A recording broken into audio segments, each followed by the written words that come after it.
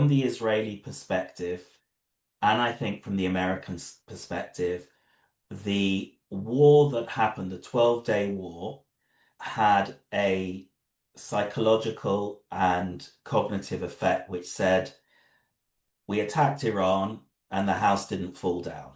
It's what Iran has done between the 12-day war and now is attempt to reestablish the nuclear weapons program and to increase the supply of precision missiles and other missiles that can hit Israel and, in principle, overwhelm Israel's anti-missile systems by sheer quantity, and therefore threaten to kill tens of thousands of Israeli civilians. This war came about because Israel had the capacity, the capability, and the deliverance of weapons virtually unimpeded and unhindered.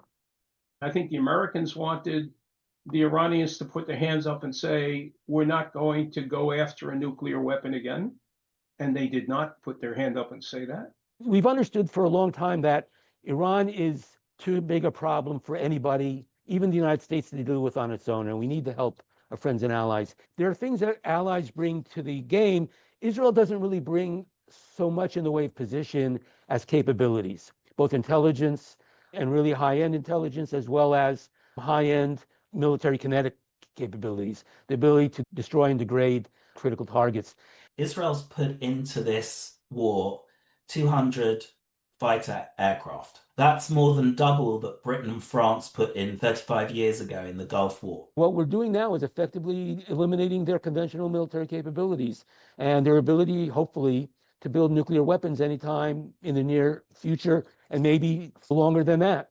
Iran might refuse to accept a ceasefire and might just continue this drip, drip, drip of threats in the Gulf and other things in order to demonstrate to its support base that they're defeated but not bowed. And if they're not bowed, they're not really defeated. The goal of the war was regime change. They survived. And don't even try to raise your head, those of us who don't like us at home, because we'll chop it off.